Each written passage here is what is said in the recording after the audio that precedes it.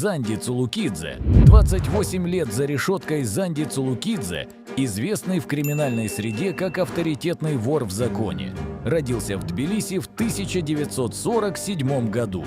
В юности он связал свою жизнь с криминальным миром и начал заниматься кражами.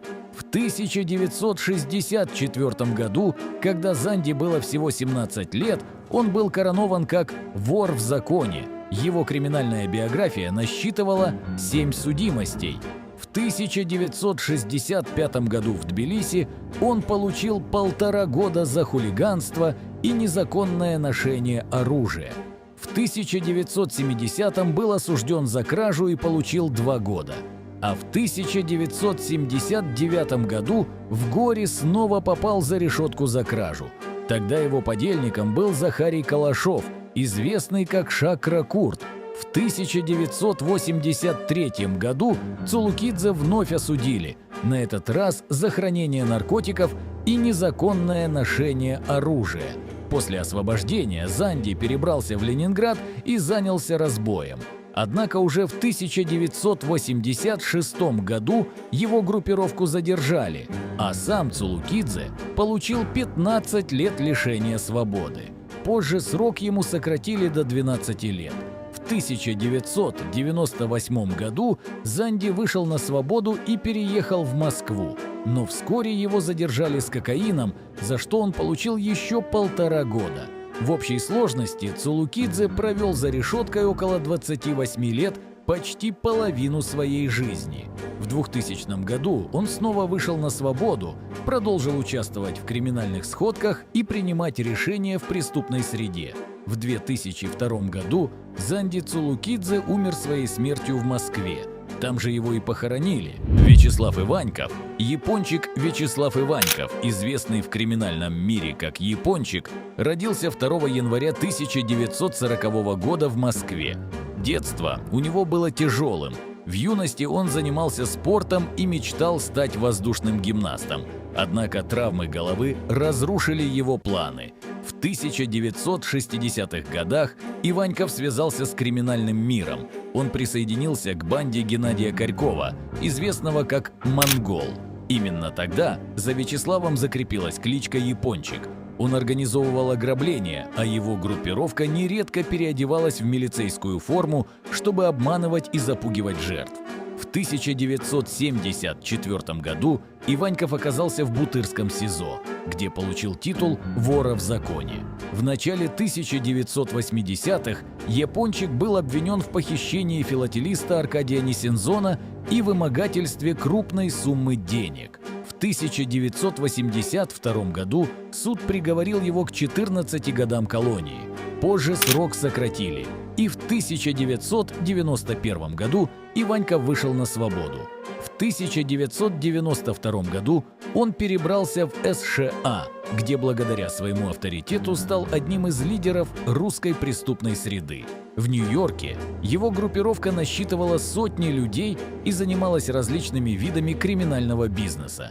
В 1995 году американские власти арестовали Япончика по обвинению в вымогательстве $3,5 миллиона. Он получил почти 10 лет тюрьмы и освободился по УДО. После возвращения в Россию Иваньков заявил, что хочет отойти от криминальных дел.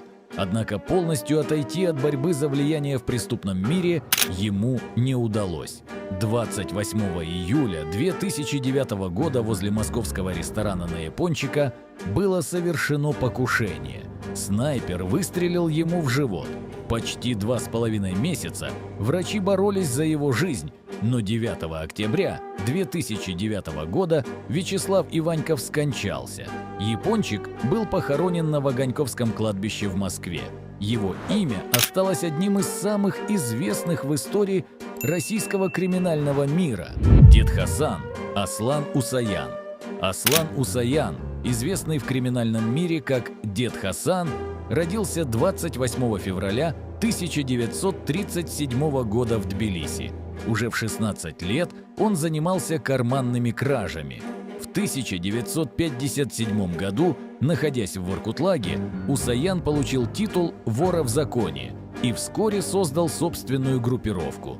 Его люди занимались разбоями, грабежами, мошенничеством и спекуляцией. В начале 1980-х годов Усаяна арестовали за операции с поддельными золотыми монетами. Он получил 15 лет лишения свободы.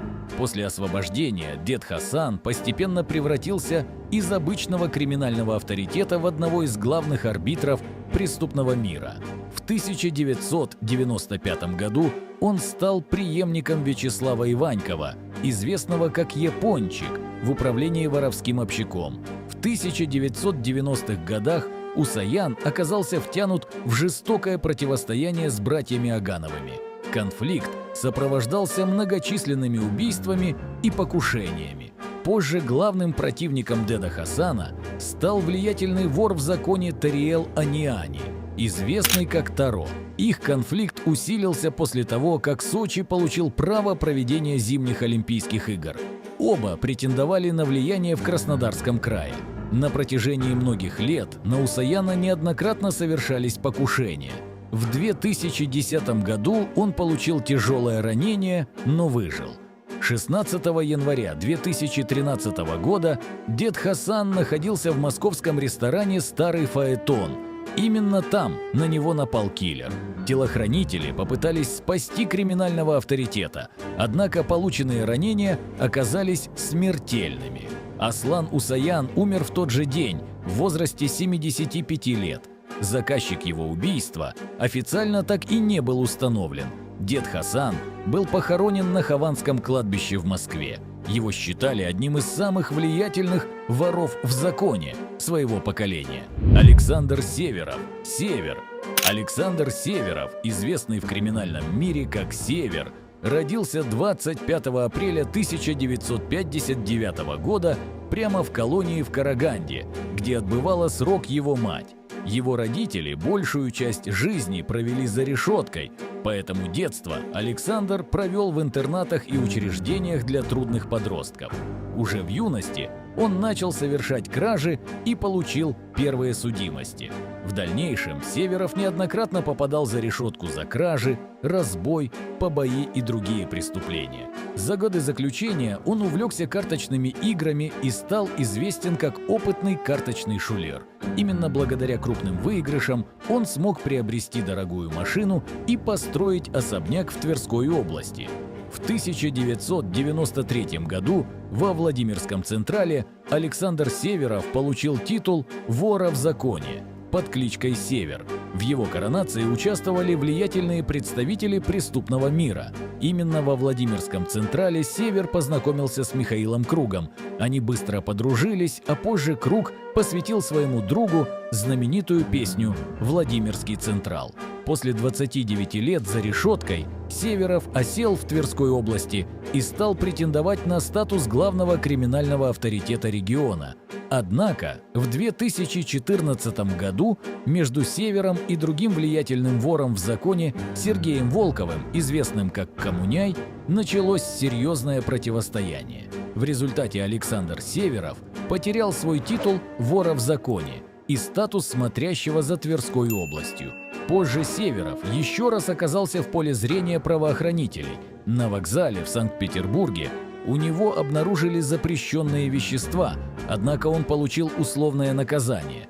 Впоследствии Александр Северов вместе с семьей поселился в Тверской области. Несмотря на потерю воровского титула, его имя осталось широко известным благодаря долгой криминальной биографии и дружбе с Михаилом Кругом.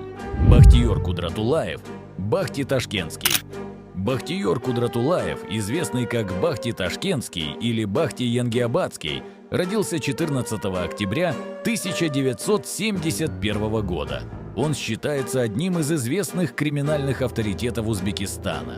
Кудратулаев возглавлял организованную преступную группу, которую связывали с вымогательствами и незаконным оборотом наркотиков. 14 октября 1997 года Бахтиер Кудратулаев был коронован как «вор в законе». Примечательно, что на тот момент он не имел судимости. В 2008 году Бахти Ташкентский был задержан в Москве за хранение наркотических веществ. Около полугода он провел в следственном изоляторе, после чего был депортирован в Узбекистан.